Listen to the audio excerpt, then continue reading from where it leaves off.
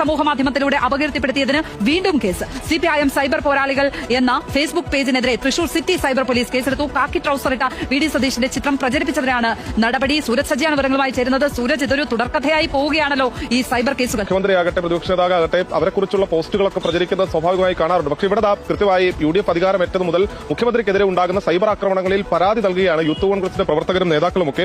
അങ്ങനെ യൂത്ത് കോൺഗ്രസിന്റെ തെക്കുംകര മണ്ഡലം പ്രസിഡന്റ് അനീഷ് കണ്ടമാട്ടിൽ നൽകിയ പരാതിയിന്മേലാണ് ഇപ്പോൾ തൃശൂർ സിറ്റി സൈബർ പോലീസ് ഇപ്പോൾ കേസെടുത്തിരിക്കുന്നത്. CPM സൈബർ പോരാളികൾ എന്ന ഫേസ്ബുക്ക് പേജിനെതിരെയാണ് ഇപ്പോൾ കേസെടുത്തിരിക്കുന്നത്. അതിൽ ഒരു കാക്കി ട്രൗസർ ഇട്ട് മുഖ്യമന്ത്രി VD സതീശൻ നിൽക്കുന്നതും അതോടൊപ്പം തന്നെ മതനിരപേക്ഷത ഉയർത്തിപ്പിടിച്ച് നിൽക്കുന്നു, അതാണ് ഈ വിജയത്തിന്റെ കാരണം എന്നൊക്കെ പറഞ്ഞുകൊണ്ട് അദ്ദേഹം നിൽക്കുന്ന പോലെ ഉള്ള ഒരു പോസ്റ്റാണ് ഈ സാമൂഹ്യ മാധ്യമങ്ങളിലൂടെ പ്രചരിപ്പിച്ചത്. എന്റെ യൂത്ത് കോൺഗ്രസുകാരോ, ജനാധിപത്യ രാജ്യം, മൗലിക അവകാശം, നിങ്ങളിങ്ങനെ പേടിക്കാതെ എന്താണ് കാക്കി ട്രൗസർ ഇട്ടത് കണ്ടു എന്ന് പറയും. എന്ത് തെറ്റാണുള്ളത്? ഇതൊന്നൊരു തെറ്റായിട്ട് കാണരുത്. വേണമെങ്കിൽ കാക്കി ട്രൗസറും കാക്കി മുണ്ടിട്ട് നടക്കുന്ന പല ആളുകളും പറയുന്നത് കൂടി കേട്ടോളെ. സതീശൻ എന്നു മുതലാണ് ഈ RSSനെ പറ്റിയിട്ട് ഈ ഐറ്റം തോന്നി തുടങ്ങിയത് എന്ന് എനിക്കറിയില്ല.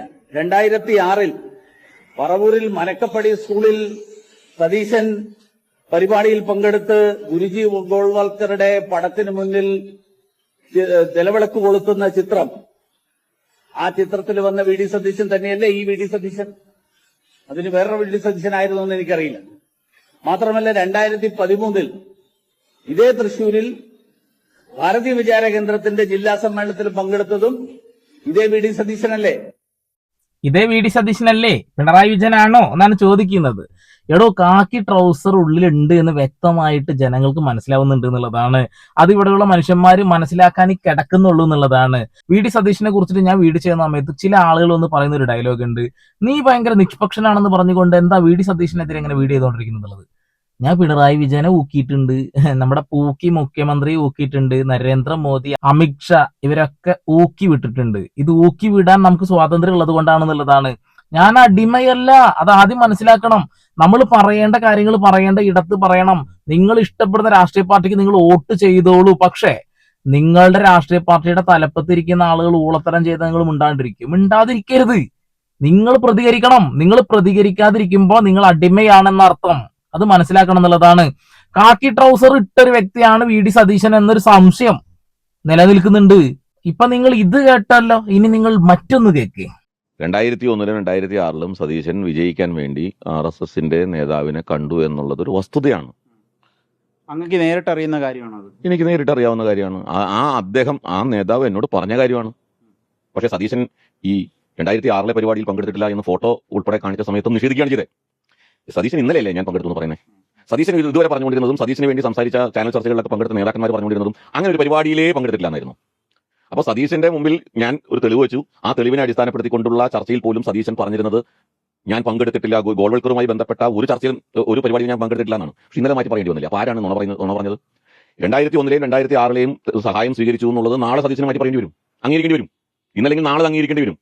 ഈ പരിപാടി പങ്കെടുത്തത് ഇപ്പോൾ അംഗീകരിച്ച പോലെ ഈ സഹായം സ്വീകരിച്ചു എന്നുള്ള കാര്യത്തിലും സതീശന് ഇന്നല്ലെങ്കിൽ നാളെ അംഗീകരിക്കും. സതീശന് മനസാക്ഷി ഉണ്ടെങ്കിൽ അംഗീകരിക്കേണ്ടി വരും. അതുകൊണ്ട് യഥാർത്ഥത്തിൽ സതീശൻ പൊതുസമൂഹത്തെ തെറ്റിദ്ധരിപ്പിക്കുകയായിരുന്നു. ഇതുവരെ 2022 മുതൽ ഈ 2026 വരെയുള്ള കാലത്തിൽ പൊതുസമൂഹത്തെ തെറ്റിദ്ധരിപ്പിക്കുകയായിരുന്നു. സതീശൻ നുണ പറയുകയായിരുന്നു.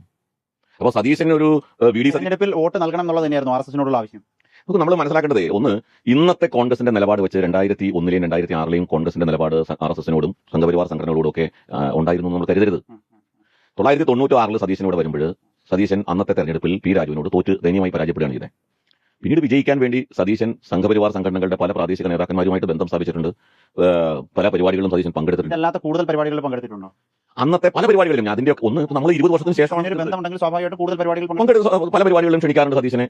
ആ കാലത്ത് 2001-ൽ സതീശൻ മത്സരിക്കുന്ന സമയത്ത് സതീശൻ എങ്ങനെയും ജയിക്കണം, എന്നെ സഹായിക്കണം എന്നുള്ള ആവശ്യം സതീശൻ ഉന്നയിച്ചിരുന്നു. സതീശന് ബന്ധമുള്ള, സതീശന് അടുപ്പമുള്ള ഒരു നേതാവിനോട്. അപ്പോൾ അത് നടന്നൊരു കാര്യമാണ്.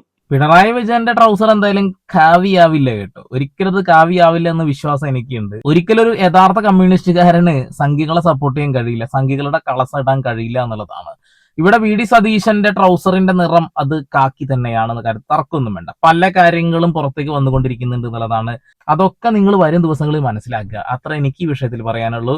പിന്നെ വിമർശിക്കേണ്ടത് വിമർശിക്കുക തന്നെ ചെയ്യും. ഇത് ജനാധിപത്യ രാജ്യമാണെന്നുള്ളതാണ്.